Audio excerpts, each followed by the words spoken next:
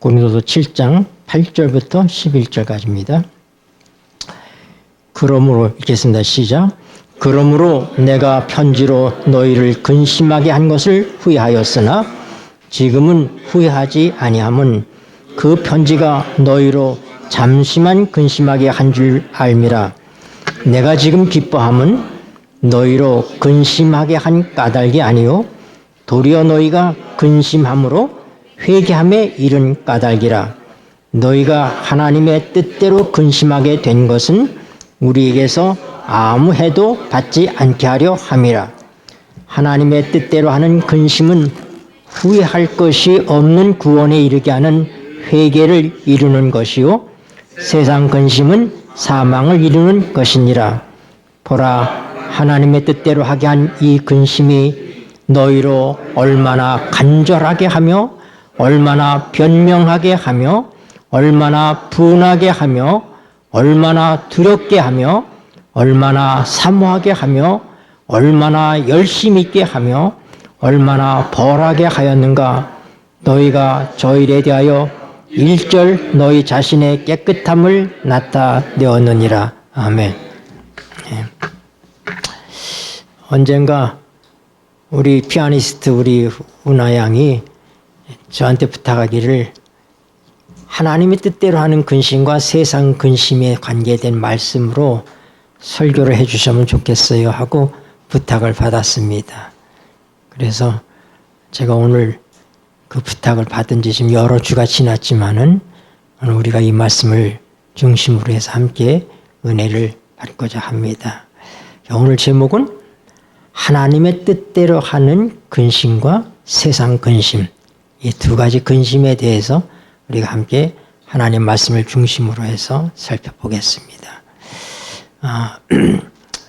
고린도 후서는 고린도 전서보다 약 1년 뒤에 기록된 것으로 그렇게 되게 알려집니다. 네, 고린도 전서는 AD 약 52년에서 54년 사이에 기록됐을 것으로 아는데요. 기록된 장소는 에베소입니다. 사도 바울이 에베소 교회에 있을 때에 고린도 교회에 편지를 써 보냈는데 우리가 고린도 전서에서 보는 것처럼 글로의 집에 있는 사람들의 편을 통해서 글로의 집에 있는 사람들을 통해서 고린도 교회의 소식을 들은 것입니다. 고린도 교회는 특별하게 세워졌죠. 사실은 고린도라고 하는 도시는 아주 유명한 상업 도시이고 반면에 죄악의 도시입니다. 사도 바울이 고린도에 처음 갔을 때 그가 질려버렸어요. 죄가 너무나 관영하고 이런 것 때문에 그래서 금방 빨리 떠나고 싶어 했습니다. 그런데 하나님께서 사도 바울에게 말씀하십니다. 여기 내 백성이 많다. 그래서 사도 바울이 거기에 18개월을 유하게 됩니다. 1년 반을 그곳에 유하면서 고린도 교회를 세운 것입니다. 고린도 교회가 많은 특성을 가지고 있었고 또 칭찬받을 만한 많은 것들이 있었습니다. 왜냐하면 그 당시에 고린디안, 고린도 사람 이렇게 말하는 것은 곧 뭐냐면 세속적인 사람, 타락한 사람, 네, 그런 비속어였어요. 고린도가 얼마나 죄가 관영한 곳이냐. 네. 거기에 이 신전에 아프로디테 신전에 가면 제사장이 1000명이나 됐습니다. 근데 그 제사장들이 전부 다 여자예요. 그리고 그 제사 행위가 뭐냐면 그게 곧 음란한 행위를 하는 것입니다. 그러니 제사 행위로서 이렇게 했으니 얼마나 그 도시가 타락했겠는지를 우리가 생각해 볼 수 있는 거예요. 아주 성적으로 대단히 타락한 도시, 그게 고린도 도시였던 것입니다. 그런데 그곳에 하나님께서 교회를 세우게 하셨고 그 교회가 하나님의 뜻대로 잘 성장하는데 사단이 그냥 둘 리가 없습니다. 그래서 어떻게 해요? 고린도 교회가 심각한 여러 문제들, 거짓 유대인 교사들이 가서 그들을 흔들어 놓고 또 그들 가운데 여러 가지 우리가 고린도전서에서 보는 것처럼 분쟁이 있는 거예요. 그래서 뭐 나는 게바파, 베드로파다. 나는 아볼로파다. 나는 바울파다. 심지어 나는 예수파다 하는 그런 파당들이 그들에게 조성되고 있었습니다. 그리고 여러 가지 말할 수 없는 많은 문제들이 발생하고 있었습니다. 특별히 그들이 참으로 빨리 성장해야 될 사람들이 성장하지 못하고 주춤거리고 있는 그런 교회였어요. 심지어는 아버지 아내, 그러니까 아마 계모겠죠. 계모와 결혼해서 사는 그런 신자도 있었습니다. 사도 바울이 아주 대단히 놀라고 분노했습니다. 그래서 고린도전서에 보면은 뭐 이런 우상의 제물의 문제, 뭐 그 다음에 심지어 성만찬에서 우리가 예식으로서 가져야 되는 거기에 그것이 와서 뭐냐면은 성만찬이 하나의 기념 예식인데 그것이 먹는 자리가 돼버려가지고 사람들이 와서 먼저 온 사람은 너무 많이 먹고 늦게 온 사람은 못 먹고 뭐 이런 게서 문제들이 발생하고 뭐 교회가 여러 가지 질서 없는 무질서한 상태로 들어가고 있었어요. 그래서 사도 바울이 에베소에서 고린도 교회에 아주 심각한 상황들을 고려해서 그가 편지를 써서 보낸 것입니다. 그런데 그가 아주 신랄하게 그 모든 죄들을 다 지적을 했습니다. 그러고 나니까 이 사도 바울이 마음속에 뭐예요? 그들이 이것을 감당할 수 있을까? 내가 보낸 이 편지로 인하여서 이 사람들이 상처를 받으면 어떡하나? 그런 염려가 그의 마음가운데 있었던 것입니다. 그래서 빨리 이제 디도를 만나서 그 소식을 들어야지 되는데 그가 드로아에 갔다가도 디도를 만나고 마게도냐로 들어가서 드디어 디도가 편지를 전하고 그 편지에 대한 그 사람들의 반응이 어떤지 그들이 어떻게 행동했는지에 대한 소식을 가지고 온 것입니다. 그래서 드디어 디도를 통해서 고린도 교회 보낸 먼저 본 편지에 대한 그들이 회개하고 돌이키고 하는 그 모든 얘기를 들은 다음에 그가 어떻게 해요? 참으로 마음의 기쁨을 가지고 다시금 더 개혁의 박차를 가하기 위해서 써보낸 편지가 그게 뭐예요? 그게 고린도 후서예요. 그럼 어디서 썼냐? 마게도니아에서. 그래서 AD 54년에서 56년 사이에 썼을 것으로 하는데 여러 가지 정황으로 보면은 55년 가을쯤 썼을 것이다. 이렇게 되게 추산하고 있습니다. 이것이 고린도 전 후서의 배경입니다. 그런데 여러분 제가 이걸 공부하면서 참 그 시대에는 사람이 직접 가서 만나든지 아니면은 편지밖에는 없는 거예요. 지금은 우리가 얼마나 편리한 시대에 살고 있습니까, 사실. 그래야 사도 바울이 고린도 교회를 당장 가고 싶은데 갈 수는 없고 그러니까 어떻게 해야 돼? 편지를 써서 사람 편에 보내는 거예요. 그럼 그들이 그 편지를 잘 받아들일지 어떨지 염려가 많은 거예요. 그래서 그런 심정을 바로 오늘 우리 본문에서 담고 있는 겁니다. 그러므로 내가 편지로 너희를 근심하게 한 것을 후회하였으나 이게 얘기잖아요. 그래서 후회한다고 한 얘기는 그건 뭐냐면은 아이고 완전히 앞에 된 일이 잘못됐다 이런 얘기가 아니라 이 후회한다고 표현된 이 말은 뭐냐면 내가 너희에게 써보낸 그 편지로 인하여 혹시 너희들이 어떻게 반응할까 그것 때문에 내가 어떻게 했다가 염려하였다. 걱정하였다. 이런 의미예요. 네. 이것은 내가 후회했다 하는 얘기는 뭐가 완전히 잘못됐다. 잘못될 수가 없죠. 왜요? 사도 바울은 누구예요? 하나님의 종입니다. 그는 사적인 글을 써보낸 게 아니라 그는 영감을 통하여 하나님의 계시를 통해서 하나님께서 인도하시는 대로 어떻게 했어요? 그는 그들에게 준엄하게 옳은 길로 돌이키라고 어떻게 했어요? 편지를 써보낸 것입니다. 그럴지라도 사역자의 마음이라고 하는 것은 이놈들 니들이 이렇게 못되게 하고 있어? 해서 그가 채찍질하는 마음으로 그렇게 글을 써보내는 것이 아니라 그들에게 심하게 진실을 말하고 질타하고 그렇게 편지를 써보내지만은 어떻게 하는 거예요? 마음에 그들에 대한 염려가 있는 것입니다. 이들이 이것을 감당할 수 있을까? 이들이 이것을 갖다 받아들이지 않으면 어떡하나 하는 그런 걱정이 있었는데 우리가 이 내용을 보니까 그러므로 내가 편지로 너희를 근심하게 한 것을 후회하였으나 지금은 후회하지 아니함은 왜요? 디도를 통해서 소식을 들었잖아요. 네. 편지를 보내놓고 나서는 아주 노심초사한 것입니다. 이 사람들이 편지를 잘 받아들일까? 회개할까? 이런 염려하는 마음을 가지고 있었는데 그래서 어떻게 했어요? 소식을 알 길이 없잖아요. 디도를 만나야지 소식을 아는데 드로아에 가서도 디도가 오지 않고 그렇게 하다가 드디어 마게도냐로 갔을 때 거기서 디도를 만나게 되는 것입니다. 그래서 어떻게 됐어요?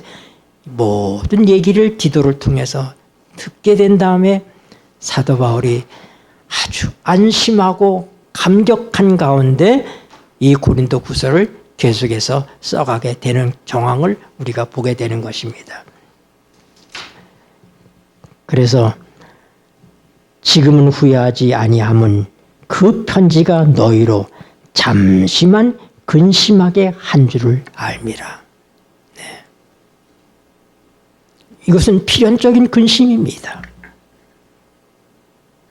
여러분, 세상에 근심이 없는 사람은 없습니다. 네.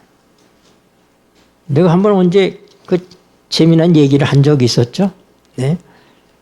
한 임금이 너무 나라가 근심 걱정이 많은 그의 임금의 입장에서 놓고 볼 때 가난한 사람은 가난한 사람대로 부자는 부자대로 자식이 많은 사람은 자식이 많은 대로 없는 사람은 없는 사람대로 다들 근심을 가지고 살아가니 그런 나라를 다스리는 왕의 입장도 근심의 짐이 벗어지질 않는 거예요. 늘 근심에 눌려 사는 거예요. 오죽하면 우리가 근심을 무슨 근심이라고 해요? 5만 가지 근심이라고 그러잖아요. 5만 가지 근심. 얼마나 근심의 종류가 많으면 5만 가지 근심이라고 얘기하냔 말입니다. 네. 그래서 그가 자기의 충복을 불렀어요. 신하 하나를 불러가지고 충성도 신하를 불러가지고 야, 너 한번 내 나라를 좀 다 다녀보면서 정말 근심 걱정이 없는 사람이 있는지 한번 찾아봐라. 혹시 그런 사람을 만나거든 속옷을 벗겨 갖고 와라. 네, 그런 사람 내가 속옷이라도 하나 벗겨 갖고 와라. 그래서 이제 이 신하가 동서남북으로 다 이 나라를 다 헤매면서 다니는 겁니다. 다니는데 부잣집은 근심이 없겠죠. 부잣집에 가보면 부잣집은 부잣집대로 근심이 많고 가난한 사람은 가난한 사람들의 근심이 많고 자식이 많은 사람은 자식이 많아서 근심이 많고 자식이 없는 사람은 자식이 없어서 근심이고 다 근심 덩어리를 쥐고 사는 거예요. 그래서 그가 낭만한 거예요. 내가 임금에게 어떻게 보고하나. 이게 근심 없는 사람이 하나도 없는 거다 이 나라 안에. 근데 해가 이렇게 지고 이제 저녁에 불빛들이 이렇게 초록 불빛들이 보이고 있는 그런 상황에서 한 오두막집에서 아주 행복한 웃음소리가 들리는 거예요. 아이들과 함께 그냥 아주 깔깔대면서 웃는 그 소리가 너무 행복해 보여가지고 거기로 찾아간 겁니다. 찾아가가지고 이 창으로 해가지고 이렇게 들여다보는데 아이, 조촐한 소박한 저녁상이 펼쳐져 있고 거기에 아이들과 부모들이 앉아가지고 변변치 못한 음식을 나누는데 그렇게 행복해 보이는 거예요. 그거 이렇게다가 덜컹해서 이게 뭐 창으로 들여다보고 사람들이 깜짝 놀라는데 얘기한 다음에 내가 좀 할 얘기가 있다고 집으로 들어갔어요. 들어가서 뭐냐면 내가 보니 당신네들은 진짜 행복해 보이는데 정말 행복하냐? 근심이 없냐? 내가 이 나라에 다니면서 근심 없는 사람을 찾으러 다녔는데 다 근심 덩어리들을 지고 사는데 당신들의 가정을 보니 너무 행복해 보였다. 당신들은 걱정이 없느냐 했더니 우린 걱정이 없습니다. 우린 너무 행복합니다. 그러더라는 거예요. 이야, 그럼 됐다. 이제 그러면 당신의 속옷을 좀 주십시오. 했더니 갑자기 얼굴이 어두워지는 거예요. 그래서 왜냐하면 제가 조금 전까지 근심이 없었는데 저는 속옷이 없습니다. 이 재미난 얘기는 뭐예요? 세상에 근심 없는 사람이 없다 이런 얘기죠. 네. 다 근심의 짐을 지고 살아가는 거예요. 그래서 이제 이 바울 사도가 그들에게 어떻게 했어요? 그들이 잘못한 것들을 다 편지로 써서 보냈어요. 얼마나 한자 한자를 그가 마음을 담아서 기도하면서 써서 보냈을까. 그리고 그 편지를 받았던 그 사람들이 그 편지 한 통을 통해서 온전히 변화되는 모습을 오늘 우리는 보게 되는 것입니다. 희망이 없을 것처럼 보였던 고린도 교회가 사도 바울이 써보낸 한 통의 편지를 통해서 변화되는 거예요. 그 얘기가 오늘 이 본문 속에 담겨 있는 바로 그런 내용들인 것입니다. 그래서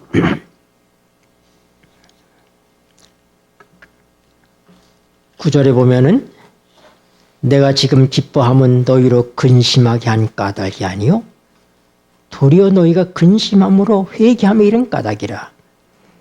너희가 하나님의 뜻대로 근심하게 된 것은 우리에게서 아무 해도 받지 않게 하려 함이라. 10절에는 하나님의 뜻대로 하는 근심은 후회할 것이 없는 구원에 이르게 하는 회개를 이루는 것이요 세상 근심은 사망을 이루는 것이니라. 그래서 여기 보니까 근심도 좋은 근심이 있고 나쁜 근심이 있어요. 그렇죠? 긍정적 의미의 근심이 있고 부정적 의미의 근심이 있습니다. 그러니까 근심이 다 나쁜 게 아니에요. 오늘 우리는 어떤 근심을 하고 살아가야 하는 사람이 되어야 될까?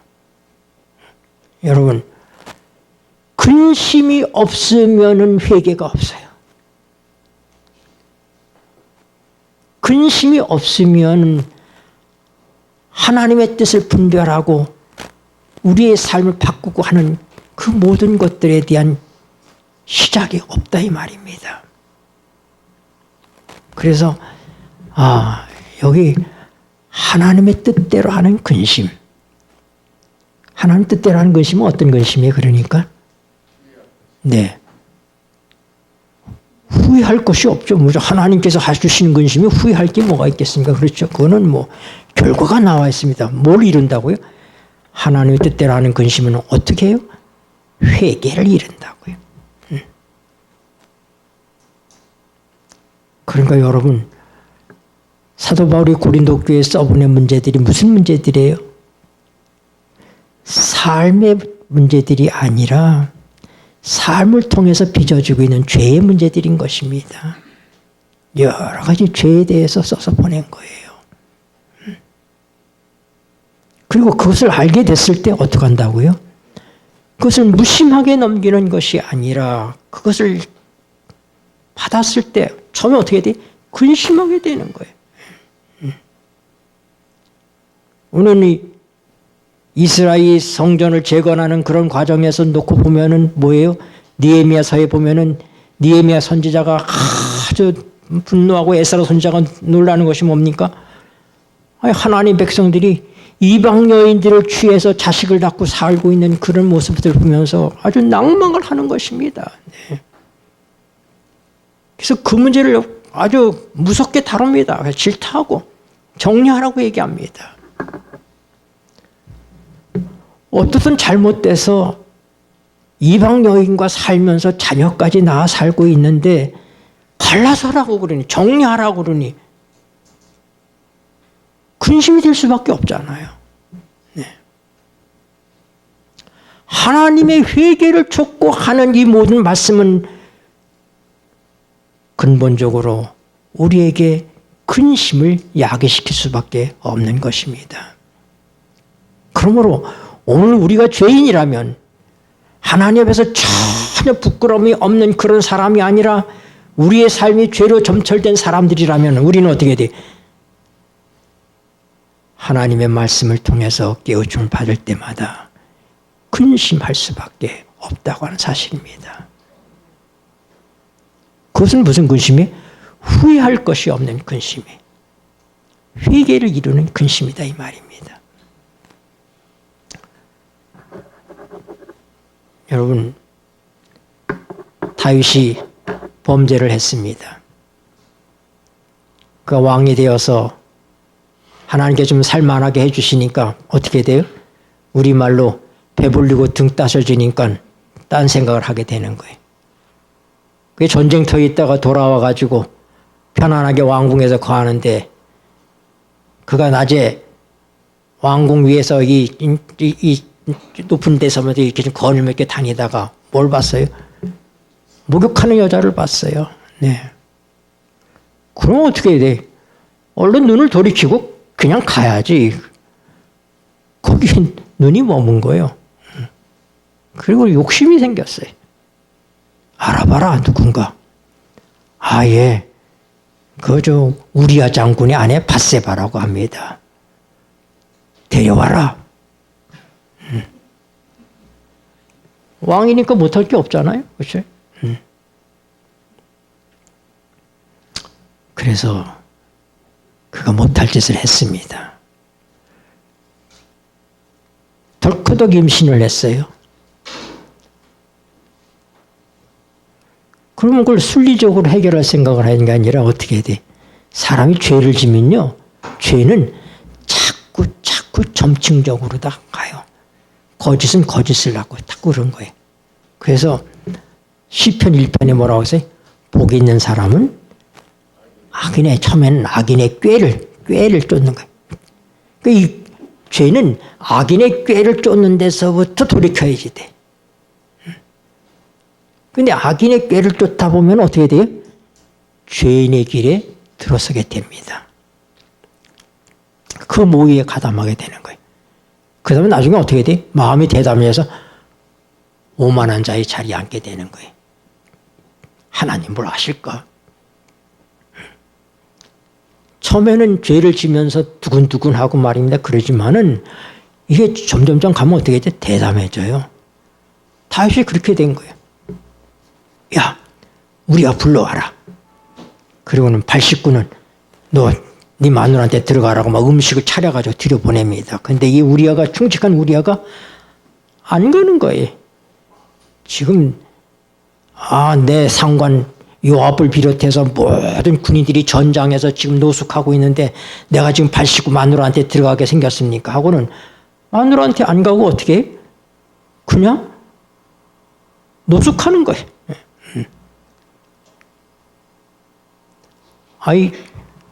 완전 범죄를 하려고 그랬는데 말을 안 들어주는 거예요. 그래서 결국은 어떻게 돼요? 요압한테, 군대 장관 요압한테 편지를 써서 보내요. 우리아 손에. 근데 우리아는 그것도 뭔지도 모르고 갖고 가는, 그게 뭐예요? 그게 우리아를 죽이라는 편지예요. 그게. 그걸 들고 가는 거예요.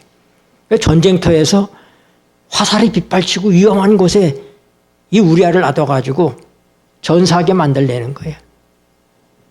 그러니 참 사람이 조그만 욕심이 말입니다. 얼마나 무섭게 커지는 것입니까? 생각해 봐요. 네?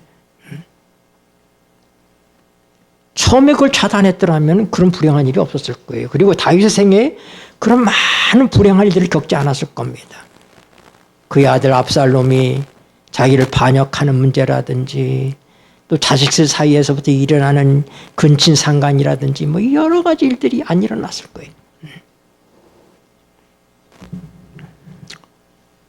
드디어 하나님 선지자 나단이 다윗에게 왔습니다. 와서 얘기를 하죠. 뭐라고 얘기해요? 한 집은 양이 많고 한 집은 암양 새끼 한 마리를 기르는데 그게 그 자식처럼 기르고 그 젖으로 살고 애지중지하는 것인데 부자 집에 손님이 오니까 자기 집의 양을 그 많은 양떼 가운데서 손님 대접하는 게 아니라 그 가난한 암양 하나밖에 없는 달랑 하나밖에 없는 어떻게 해요? 그것을 뺏어가지고 손님을 대접했다 이거야.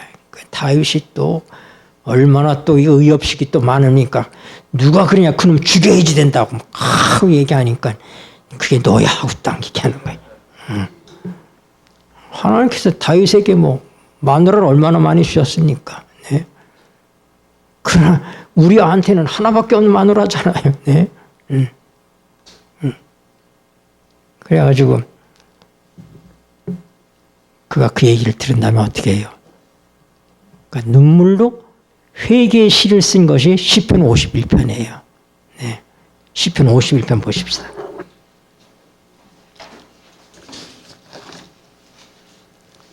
시편 51편 4절 내가 주께만 읽겠습니다. 시작. 내가 주께만 범죄하여 주의 목전에 악을 행하여 싸우니 주께서 말씀하실 때에 의로우시다 하고 판단하실 때에 순전하시다 하리이다. 여러분 다윗이 뭐라고 얘기해요? 내가 주께만 범죄하였습니다. 여러분 회개를 이루는 참 회개를 이루게 하는 하나님이 주시는 근심은 어떤 근심이냐면은 이 회개를 이루는 이 근심을 하는 사람들은 죄의 문제에 대해서 그는 어떻게 생각해요? 사람과 사람의 관계로 보지 않습니다. 보통 사람들은 죄의 문제를 사람의 눈만 피하면 된다고 생각을 합니다. 사람의 눈만 속이면 된다고 생각을 합니다. 그러나 다윗이 진정한 회개를 한 것은 그건 뭐냐면 주여 내가 주께만 범죄했습니다. 하나님의 뜻대로 하는 근심을 하는 그 근심하는 사람들의 태도가 어떤 것이냐? 그들은 그들의 모든 삶에 있어서 그들이 지은 모든 죄가 하나님께 죄를 지었다고 그렇게 생각하고 믿는 사람들인 것입니다. 하나님께 죄를 지었다고 생각할 때 진정한 하나님이 기뻐하시는 그런 근심이고 그런 회개를 이룰 수 있다 이 말입니다. 그 근심 외에 하나님이 기뻐하시는 근심 외에 모든 근심은 다 세상 근심인 것입니다. 중간지대는 없습니다. 다 세상 근심이에요. 이 세상 근심은 뭐예요? 사업이 안 돼서 근심하는 것도 있고 친구가 자기를 배반해서 근심하는 것도 있고 또 자기가 어떤 소중한 것들을 잃어버려서 하는 그런 근심도 있고 또 누구에게 자기가 실수를 해서 한 것들에 대해서 그래서 어떻게 근심하면서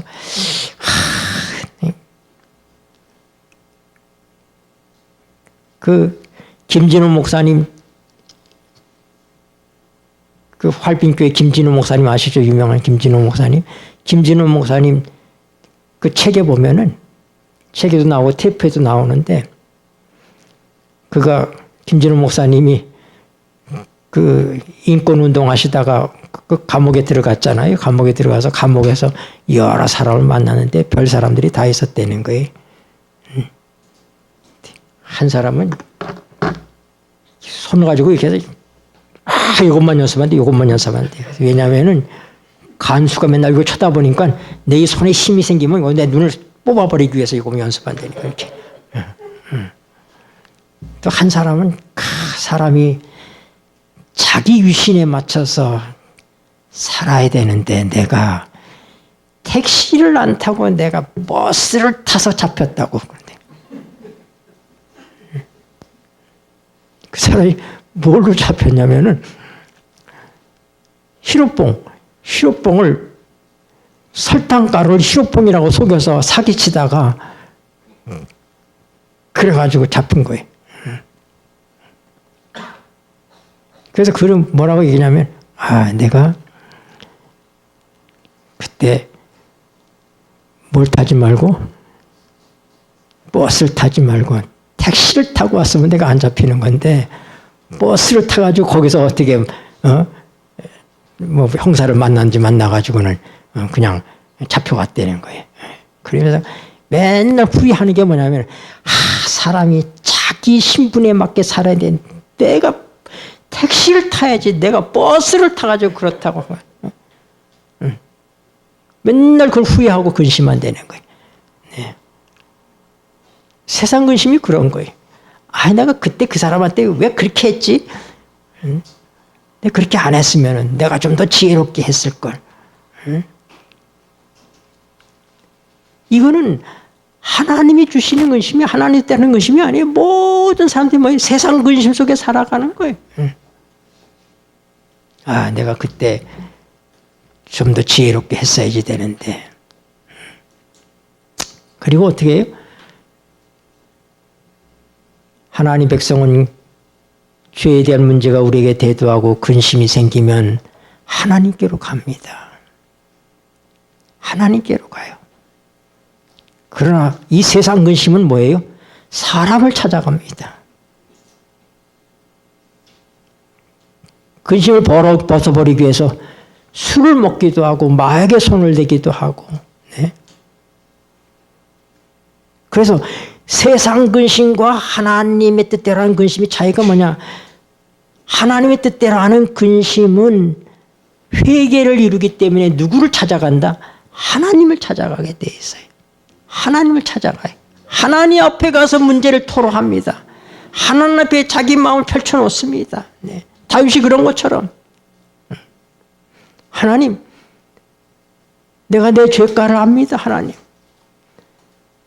하나님의 성신을 내게서 쫓아내지 마십시오. 그러나 세상의 근심은 뭐예요? 술을 먹든지 마약에 손을 대든지 오락을 하든지 뭘 하면서 어떻게 돼? 그 무거운 근심 덩어리를 잊어버리려고, 털어버리려고. 그래서 하나님의 뜻대로 하는 근심과 세상이 주는 근심과의 차이점이 뭐다? 결과가 다르다. 결과가 다르다. 지향점이 다르다. 하나님 뜻대로 하는 근심은 하나님을 찾아가게 하고 그 다음에 회개를 이루게 하지만은 세상의 근심이 뭐예요? 사람을 찾는다든지 하나님을 떠나게 만들어서 어떻게 돼요? 뭐에 이른다? 사망에 이른다. 사망에 이른다. 얼마나 바울 사도가 이 사실을 극적으로 표현하고 있는지 몰라요. 네? 우리 고린도서로 다시 넘어갑시다. 고린도후서 7장 11절에 보면은 보라, 다시 읽겠습니다. 시작. 보라, 하나님의 뜻대로 하게 한 이 근심이 너희로 얼마나 간절하게 하며 얼마나 변명하게 하며 얼마나 분하게 하며 얼마나 두렵게 하며 얼마나 사모하게 하며 얼마나 열심히 있게 하며 얼마나 벌하게 하였는가. 너희가 저 일에 대하여 일절 너희 자신의 깨끗함을 나타내었느니라. 네. 그래서 어떻게 돼요? 하나님 뜻대로 하는 근심은 그들이 얼마나 하나님 앞에 간절해지는지. 그래서 얼마나 간절하게 하며 또 변명한다는 얘기는 뭐냐면 아마 그런 걸 거예요. 우리는 아버지의 아내하고 사는 그 사람의 죄에 대해서 그걸 금하고 막지 못한 것은 우리의 잘못이지만은 우리는 그것을 우리가 용납하고 허락한 것은 아닙니다. 이제 이 바울의 편지를 받은 사람들은 그런 모든 문제들을 다 해결해 가는 겁니다. 그냥 머리로만 끄덕이고 알았다고 하는 것이 아니라 여기 나오는 것처럼 적극적으로 그들이 간절하게 간절하게 회개하고 그 다음에 자기 처지들을 변명하면서 어떻게 해요? 그 사람을 교회에서 징계하는 것입니다. 용납하지 않는 거예요.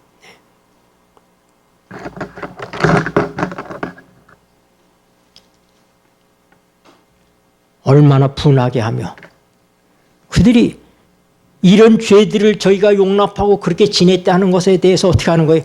의분을 갖는 거야. 분한 마음을 갖는 것입니다. 하나님이 성령이 역사하실 때 회개라는 것이 그냥 단순히 잘못했다 이 아니에요. 메타노이아라고 하는 이 회개라는 것은 뭐냐면 완전히 방향을 바꾸는 거예요.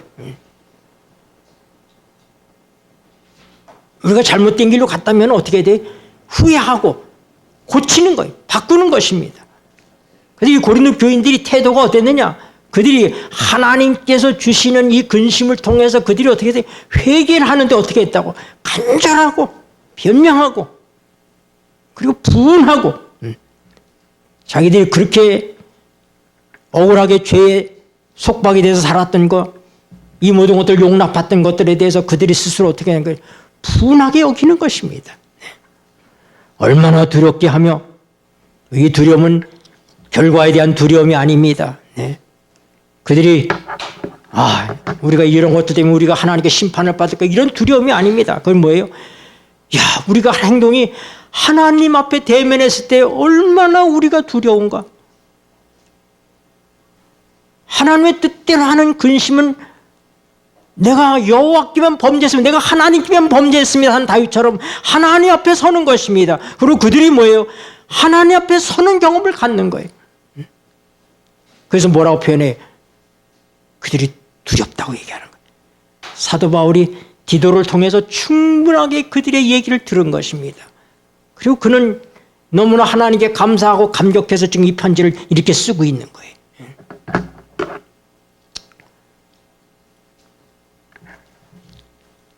얼마나 사모하게 하며 얼마나 열심 있게 하며 얼마나 벌하게 하였는가. 너희가 저 일에 대하여 일절 너희 자신의 깨끗함을 나타내느니라. 사도 바울이 드디어 뭐라고요? 됐다고 얘기하는 거예요. 그래, 됐다. 그가 염려하면서 이 고린도 교회 자기가 정말 눈물로 세운 그 고린도 교회가 허물어져가고 망가져가는 모습을 보면서 그는 당장 갈 수도 없고 어떻게 해요? 그가 정말로 붓을 들고 그들을 사랑함으로 견책하는 마음으로 가감없이 고린도전서를 여러분들이 다시 한번 펼쳐보세요. 얼마나 많은 거기에 실수와 죄들이 나오고 있는가. 그걸 다 써서 보내고 그러면서 바울이 생각할 때 내가 너무 심하게 말했나? 혹시 이 사람들 이걸로 인해서 상심하면 어떡하지? 잠시 자기가 후회했지만 그러나 내가 이제 후회하지 않는다. 왜냐하면 너희 소식을 내가 들었다.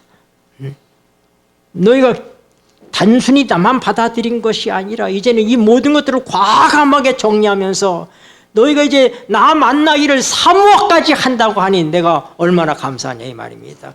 얼마나 사모하게 하며 이 얘기는 곧 뭐냐면 많은 성경 주석가들이 그들이 바울 사도를 만나기를 사모하는 그런 표현으로서 이 말씀을 해석하고 있는 것입니다.